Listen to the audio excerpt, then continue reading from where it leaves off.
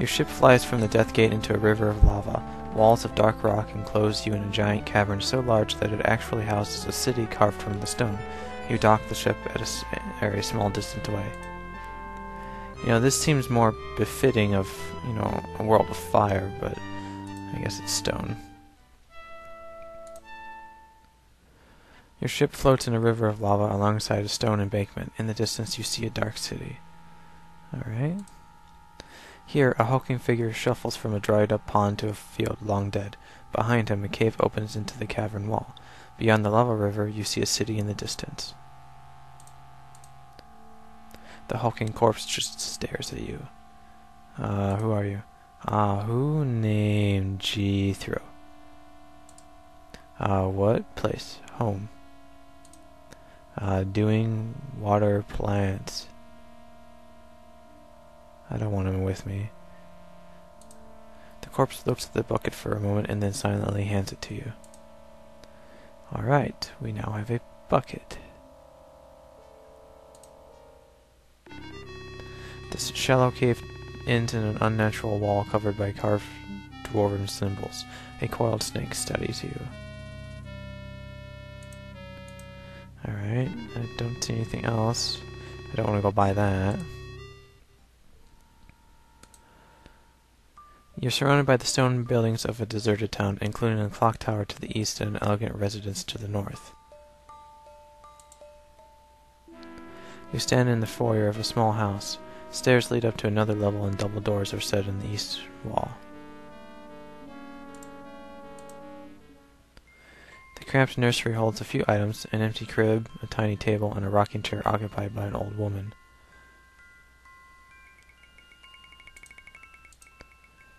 Alright, we're going to take that. Looks like something the butler would use. The decaying butler attempts to draw himself up, but the weight of the chain around his waist keeps him slumped over. How may I be of assistance, sir? Who are you? My name is Arimus. I serve Balthazar, the master of the house. His work is very important and cannot be disturbed, so he retains me and a few other servants to handle the domestic work. Who else? In addition to myself, Balthazar employs a nanny who cares for the master's young children, and a housekeeper who does the cooking as well. The house is a little dusty, but I'm sure she'll get on the job soon. Who is this Balthazar? Balthazar is the personal necromancer to the king of Karen Tellest.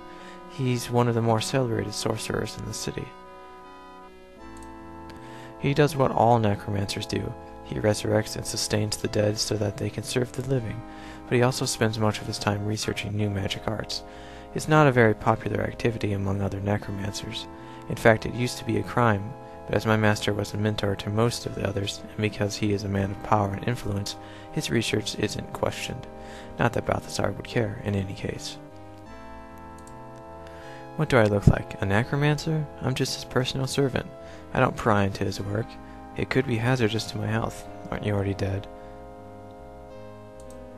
There's no need to be rude. Well, why can't he be disturbed? An interruption at the wrong time could have disastrous results. His old butler interrupted him once. My first job was to scrape his entrails off the walls.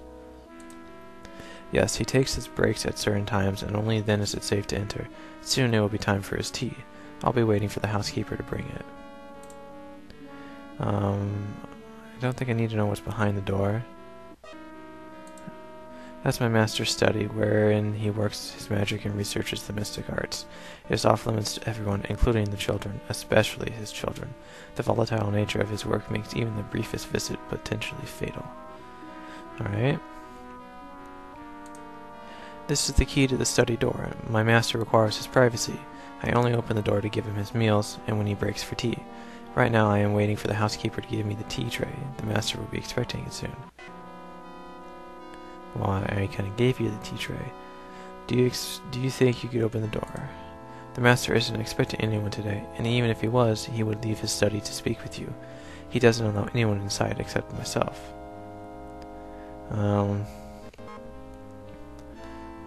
Give him a message. I can only enter at predetermined times, when it's safe to do so. I cannot enter simply to give a message to him.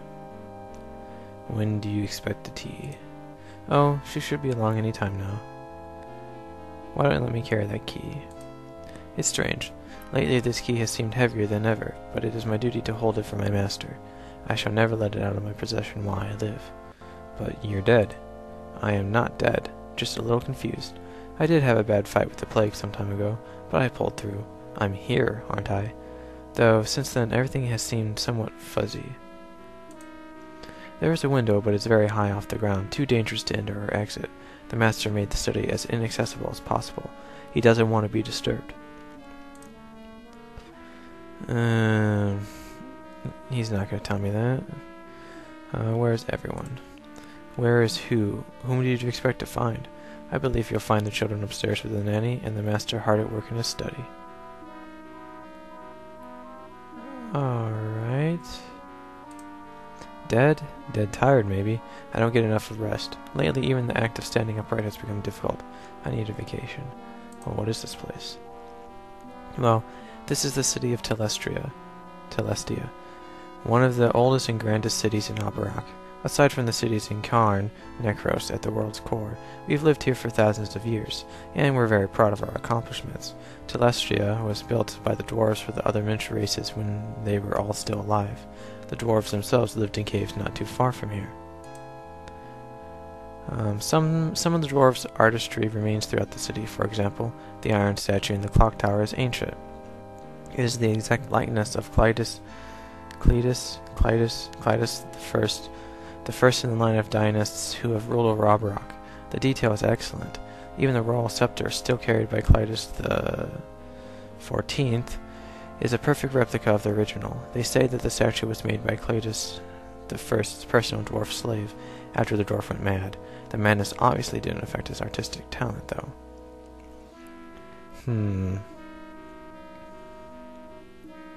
Where is Karn Necros? It's at the core of the world. I've never been there. In fact, no one in this Karn has. We've never traveled outside the city. We never had to. Is the scepter anything special? Of course, it is the scepter of rulership. It gives incredible magic power to he who wields it. The original dynast, Cletus I, created the scepter, and his line has used it to secure their leadership ever since. No one would dare oppose a dynast who has control of the scepter. Why did the slave go mad? The dwarf was the first experiment in necromancy. Some say that the art wasn't perfected when Cletus I brought the slave back to life, and that insanity was the result. Afterward, Cletus banished the slave back to the ancestral dwarven lair to sit in solitude forever. This didn't affect the dwarf's devotion to his lord, however. When a body is resurrected, it learns very little, and it usually reverts to doing whatever it did during life. The dwarf continued to worship Cletus I. He even carved a statue in the clock tower to honor him. Few believed that Cletus was deserving of such an honor, but even fewer will admit that in public. Cletus the 14th reveres his ancestor, and no one speaks ill of either of them without fear of being turned to dust. Alright, enough about this place. Would you accompany me? Regrettably, I cannot. I have to serve my previous charge. I must stay here as long as my master desires. Alright, let's see. I need to know... The decaying attempts to draw... Oh, yeah, okay. Yeah. Alright, I guess I gotta talk to him. What happened to the other races? The weaker races died off shortly after they were transplanted to this world. They didn't have strong enough magic to survive the harsh environment of Abarrach. Where do the dwarves live? I believe they once lived in caves just outside of the city. I can't be certain, however, that it isn't simply a legend. The region hasn't been explored for a long time. Not really. We've never even seen him. Our king has ruled Telestia for ages. The dynast only rules here on paper. Oh, you know what? I guess I didn't give him the tea set. You hand the tea set over to the dead butler. He accepts it gravely and looks over at the double doors. Then he just waits. Now that you have the tea, what are you waiting for? Open the door and give it to your master. Yes, I do have the tea, but I must wait until the appointed time until I open the door. Otherwise, I might interrupt a vital experiment. That would be disastrous for Balthazar's research, and perhaps for myself as well. When it's served. The 4th hour. I'll recognize it when the tower clock strikes 4 bells. He expects his tea at the same time every day.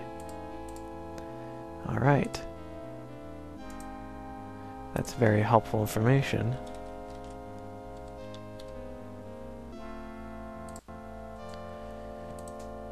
Now there's a clock tower. The base of the tower is unadorned. A ladder leads up, but it is broken. A rope hangs down within reach.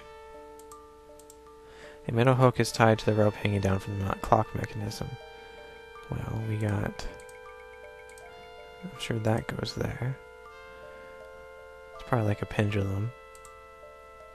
You grab the hanging rope and haul yourself up. You stand on a small platform behind the clock's mechanism. The back of the clock face takes up the west wall.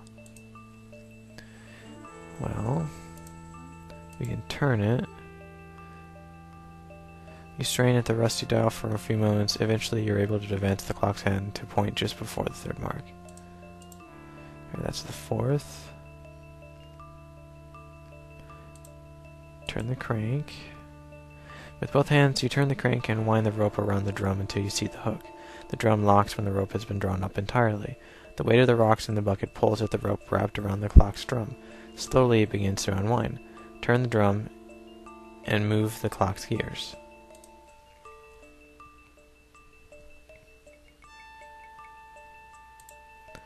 Release. As soon as you pull the lever, the drum starts spinning uncontrollably. The rope gradually unwinds until it almost reaches the ground. Okay, now let's do that. Gears. The clock used to... Whoa, where'd that come from?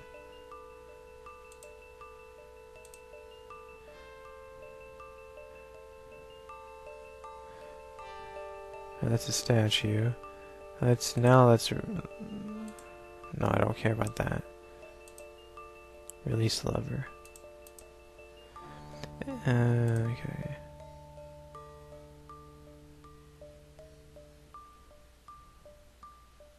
Oh, that's a clock drum. Clock drum. Power source. A rope around the drum is weighted. What's the line rhyme? Let's turn it. The rope is already run around the drum, since the instrument doesn't allow the drum to turn the other way.